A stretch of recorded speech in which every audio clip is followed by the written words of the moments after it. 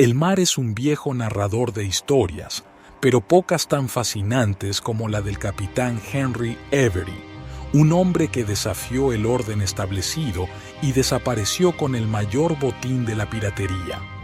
Esta no es solo una crónica de aventuras, sino un viaje a través de las complejidades humanas, donde la ambición se entrelaza con la crueldad y la astucia con la traición.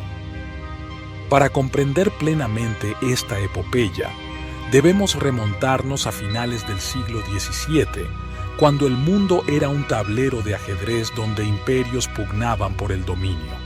España controlaba las riquezas americanas.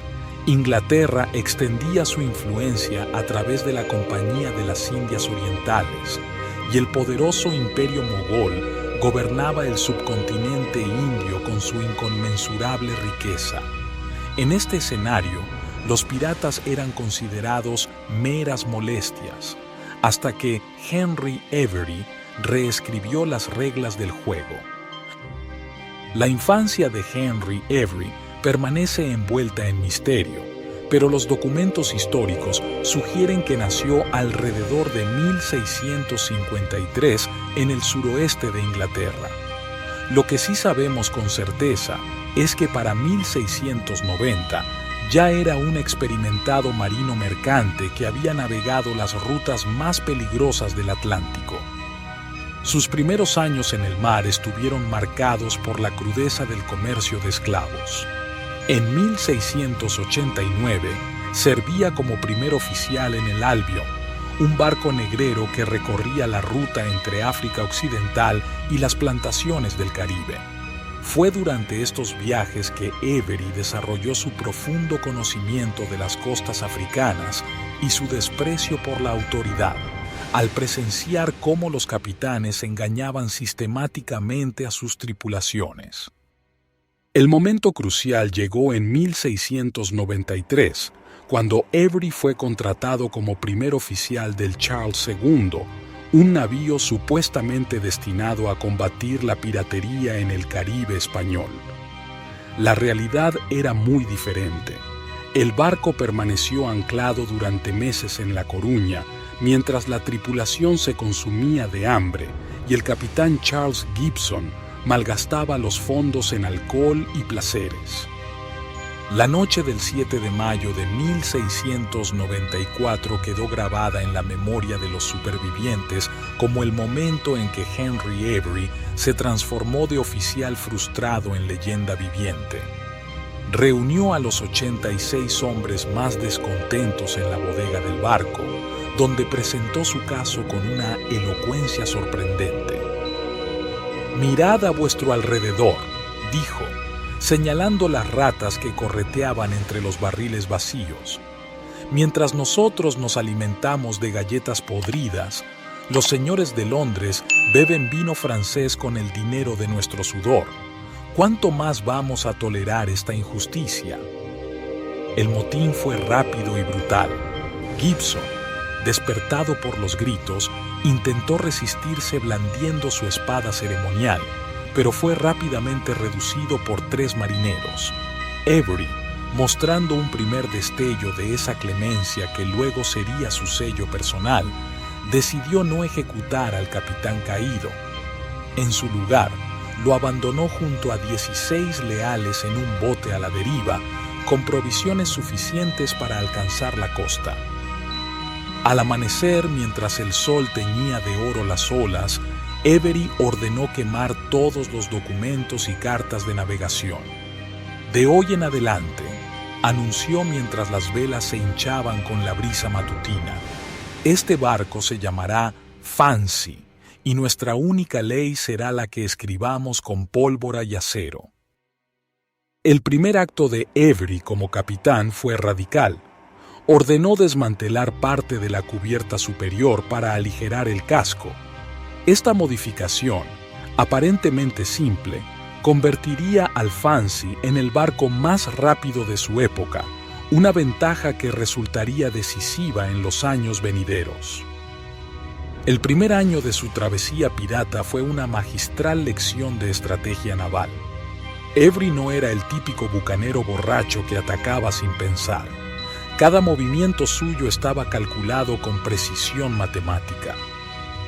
En Cabo Verde, en lugar de saquear 3 barcos mercantes ingleses que encontró, les ofreció a sus tripulaciones una alternativa revolucionaria. Tomad estas armas y uníos a nosotros, o seguid siendo esclavos de hombres que se enriquecen con vuestro sudor. 9 marineros, cuyos nombres la historia no recordaría, cruzaron esa línea moral sin vacilar. Pero fue en las costas de Guinea donde Avery demostró toda la profundidad de su cinismo.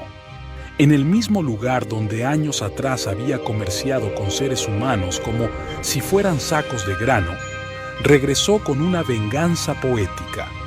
Izó bandera inglesa e invitó a bordo a 11 comerciantes africanos que le habían provisto de esclavos en el pasado. Cuando estuvieron a bordo, les mostró los mismos grilletes que él mismo les había vendido tiempo atrás. El destino tiene sentido del humor, les dijo mientras los encadenaba. El momento cumbre de la carrera de Avery llegó en agosto de 1695, cuando el Fancy y 5 barcos aliados interceptaron al Gang y Sawai, la nave personal del emperador Mogol Aurangzeb. Las dimensiones del botín desafían la imaginación. 600.000 monedas de oro y plata, 54 cañones de bronce labrado, cofres repletos de esmeraldas del tamaño de huevos de paloma y un trono de oro macizo destinado al Palacio Real en Delhi. La toma del barco se prolongó durante 3 días de horror indescriptible. Mujeres de la nobleza mogol preferían arrojarse al mar con sus hijos antes que caer en manos de los piratas. Prisioneros eran torturados con hierros al rojo vivo para revelar escondites secretos de joyas. Los cadáveres mutilados que flotaban en el agua formaban un macabro reguero que marcaba el camino del Fancy. Cuando la neblina de la codicia se disipó, Avery enfrentó una nueva realidad. Cada hombre de su tripulación recibiría el equivalente a 50 vidas de trabajo honrado, pero también habían cruzado una línea de la que no habría retorno. Inglaterra y el Imperio Mogol, enemigos acérrimos, unirían fuerzas para cazarlos. La desaparición de Avery fue tan magistral como sus crímenes. En Nassau, sobornó al gobernador con suficiente oro como para comprar la isla entera. Luego, en un giro inesperado, regresó a Irlanda, donde, según los rumores de la época, vivió sus últimos días como un rico comerciante bajo nombre falso.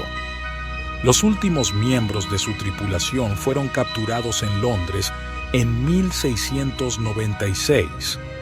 Joseph Dawson, el carpintero que había estado con Avery desde el principio, pronunció unas palabras reveladoras antes de morir en la horca. No fuimos héroes, solo ladrones con suerte.